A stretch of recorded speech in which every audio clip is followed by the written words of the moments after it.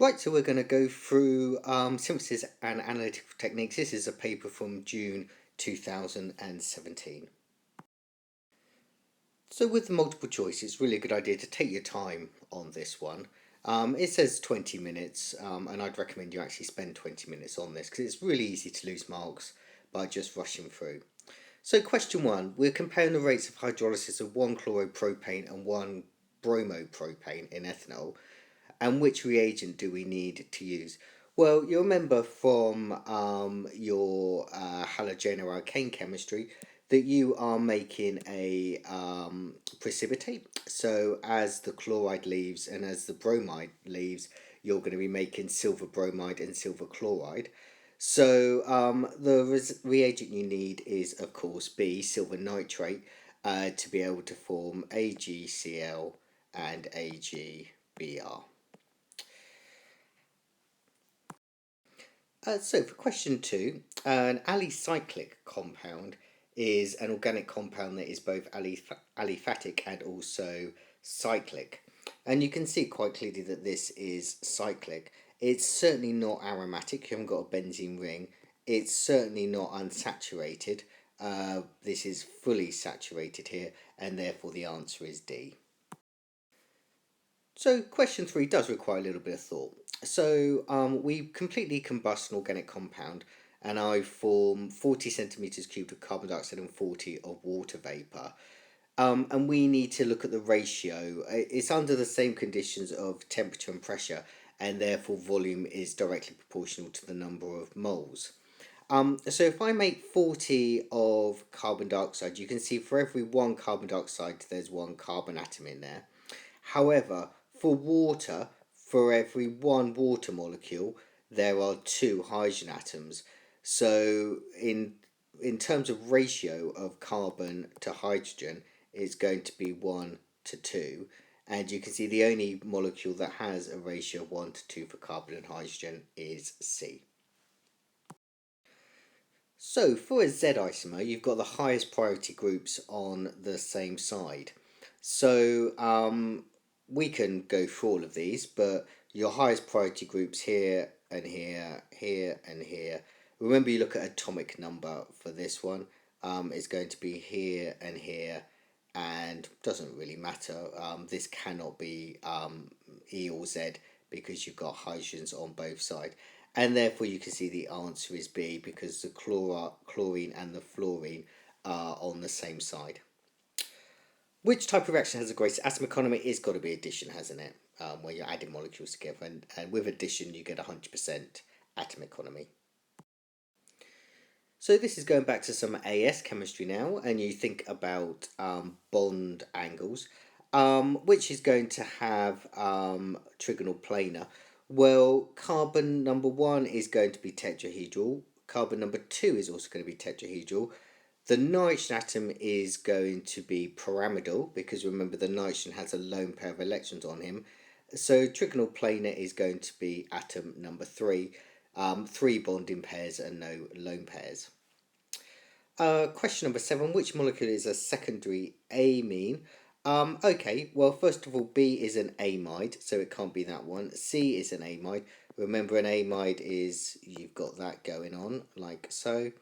Carbon double bond O directly connected to a nitrogen atom. So it's either A or D. D is actually a tertiary amine because you've got 3 carbons attached to nitrogen. You can see for this one you've got 2 carbons attached to the nitrogen, and therefore it is a secondary amine. So spot the number of chiral centres for this one. This is really quite tricky. It's easy to lose marks on this one. There are actually 4 for this molecule, and I've circled them there in red for you to see.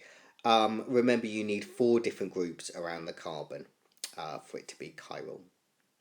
What is the molecular formula for that compound? Well, if you count them up, you can see you've got 1, 2, 3, 4, 5, 6, 7 carbons. Hydrogens, you're going to have 3 there, 3 there, 1 there, so I've got 7, another one there, 8, 9, 10, 11, 12, 13, 14, like so. So the answer is C. Oh, right, so this is quite an interesting one. Basically, which of these compounds is the most acidic? Well, hopefully remember that acyl chlorides will hydrolyze as soon as you get near them in water to produce HCl. So that's going to produce a highly acidic solution of HCl. C is, of course, an ester.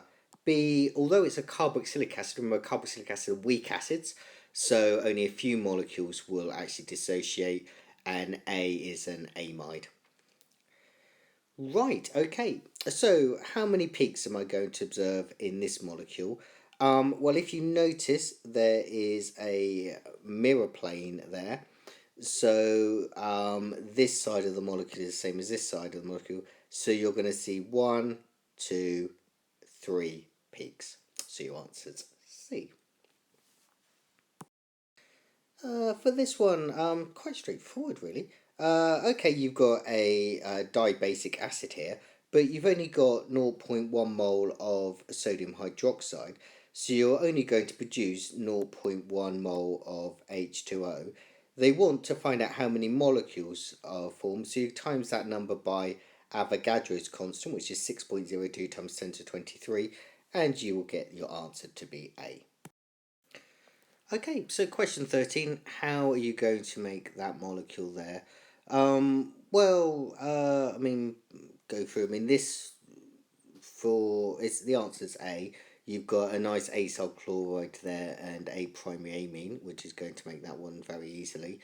The other ones just won't work at all. Hopefully you can see that. Ethane reacts with chlorine by free radical substitution. Which radicals are present in the mechanism? Well, it's certainly not the hydrogen radical. As you remember, the first step is Cl2 with UV light producing Cl dot. Then you're going to have C2H6 plus Cl dot producing C2H5 dot plus HCl.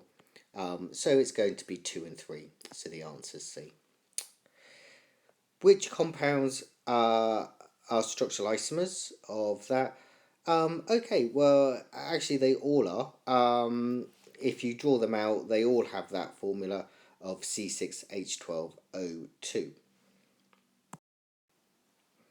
Right, okay, so question 16. This takes us back to probably one of the first things you did for organic chemistry. We're going to look at melting points of two hydrocarbons. So we've got two alkenes here. You probably looked at this when you were looking at alkanes. Doesn't really matter, same as principles. So why has compound A got a lower melting point than compound B? So it's got a lower melting point, which means that the intermolecular forces must be weaker. And the reason why, of course, is they're both isomers to each other, so same number of electrons, etc. However, compound A, you can see, is branched. Therefore, fewer points of contact between the molecules. They're more spherical shaped like so, rather than sausage shapes, which they can get closer together. Therefore, you've got weaker London forces and less energy to break. It's really important that you include this point here.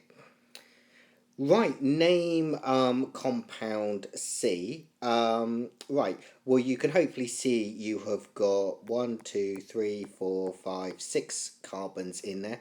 The OH is on the end, so you're looking at hex and 1O. However, then you've got that double bond, which is on the, if you count, that's carbon number 1, 2, 3 there on the third carbon, so it becomes hex 3 1 O. Bit of a mouthful. Define stereoisomers. Oh, this is a lovely question. Same structural formula, different arrangement of atoms in space. So draw those structures for the cis-trans isomers. So I've drawn the cis one here. Remember, for the cis, the H atoms are on the same side. For the trans, you're just going to swap those two groups around. So complete the diagram to show how p orbitals are involved in pi bond formation. So we can put our p orbitals on there, like so. So those are my p orbitals, and it's a good idea to label them p orbitals. And they're going to overlap. to give you your pi bond above and below the sigma structure. So that's my pi bond there. So we are now adding HBr to an alkene, getting a mixture of isomers. How Suggest how an HBr molecule connects an electrophile. An electrophile, remember, is an electron pair acceptor. So the hydrogen atom, you hopefully remember, will accept a pair of electrons from that double bond there. Draw the structures of the two isomers. So I've basically at the moment just drawn this structure out but removed the double bond. And you'll remember the HBr, of course, is unsymmetrical. So in theory, the HBr can add both sides. So I could have an H there and a Br there, or I could have a Br there and an H there. Now, it's going to talk a bit later on about which is the major and minor product. You will hopefully remember that the major product is where the H atom adds to the carbon which already has the most H's attached. So the major product will be F there, because I've got this H already attached, but for this carbon here, well, equally that carbon there, you've got two methyl group. Well, you've actually got three carbons attached to that one there. So let's complete this mechanism. Don't forget you've got delta plus here, delta minus there. The electrons from the double bond go to the H atom. Then the electron pair from the bond goes to the bromine atom. And then finally, that gives me my bromide ion, which will attack the carbocation there.